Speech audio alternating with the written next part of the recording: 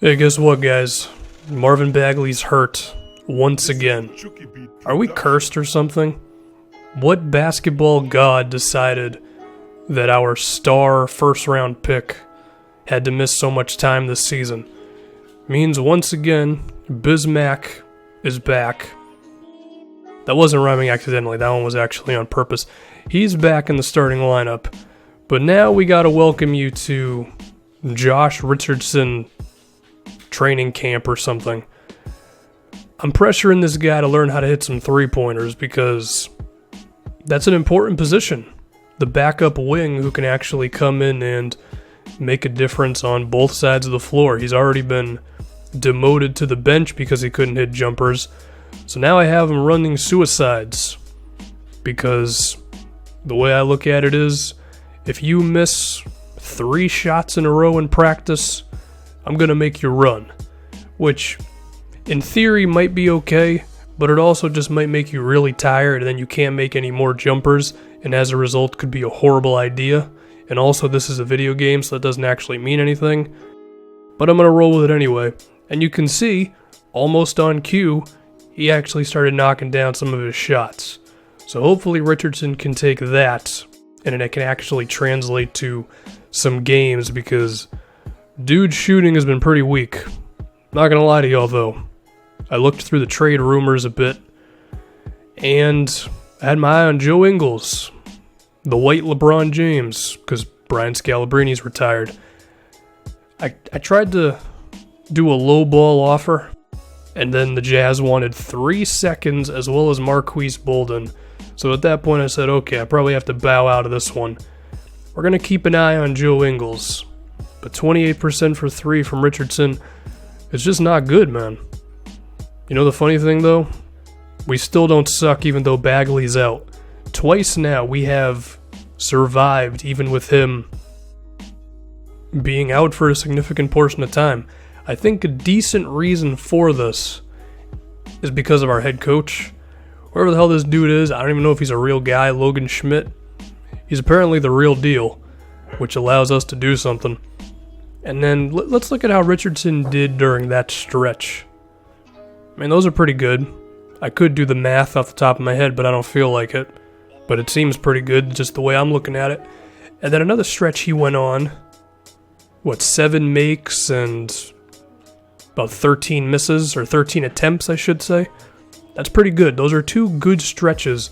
But also, if you look at this, off the bench this season, because I didn't even know 2K had this stat, 41% from 3, that's actually really damn good. So maybe he's beginning to just come into his own for that role. Aaron Gordon has taken over the scoring lead on this team, and I have no idea how it's happening, because the tendencies would make you believe Tatum should be number 1. This should make you believe that Tatum is number 1. For whatever reason, Aaron Gordon is our leading scorer, and maybe I should start showing some more footage of him because, I don't know, I focused on him a lot the first 2 years of this thing, so I've wanted to kind of move it around a little bit more. But now we're going to talk about Elfrid Payton for about 4 minutes, so get ready for this one. The mid-range jumper has been an emphasis probably since like the end of the second year, because at a certain point I just kind of realized he's so bad at three-pointers, it wouldn't even make sense to really work with those. I mean, we can improve his open three-pointer, so if he finds himself wide open, he could take the shot. But when it comes to creating his own threes, it's like not even a thing. Also, mid-range is getting there. Can hit an open mid-range. The contested ones, I mean, still needs some work there. But the moving mid-range of 73, it shows like he can at least do something when it comes to creating his own shot. He's a good inside scorer, it should be said. But look at that, I mean, he's in the 30s when it comes to like creating his own three-point shots. Like, it's so far at the bottom, who even cares?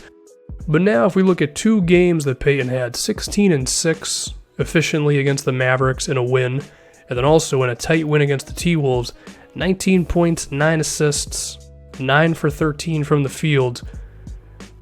So here's what I'm thinking about Payton.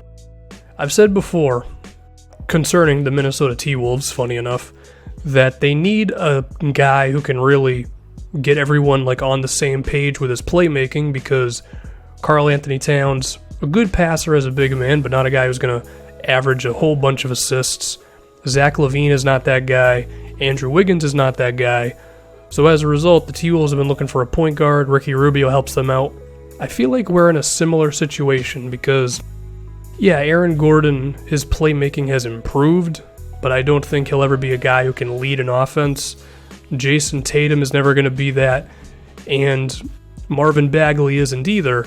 But Elfrid Payton's averaging 8 assists a game right now at 25 years old. So he's the one who can be the real leader of our offense, even if he's not a big-time shooter or all that. Maybe I shouldn't say leader of the offense, but he's kind of the facilitator of the entire offense. Like, his 8 assists allow Aaron Gordon to play in the pick and roll and catch alley-oops, and Jason Tatum can come off of screens and get a good pass, and Marvin Bagley can get passes down low.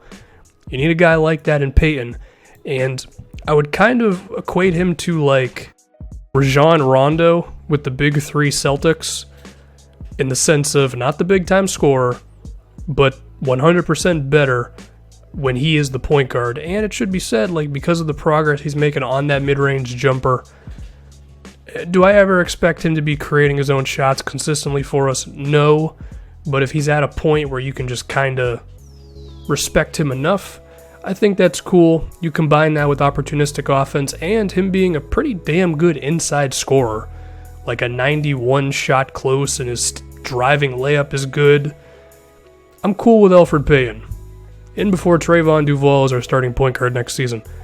By the way, trade deadline is here. We could still trade for Joe Ingles. I might have to throw a little bit more in the pot, but I think he would definitely help us on this playoff run, which we have a real chance to go on, especially once Bagley comes back.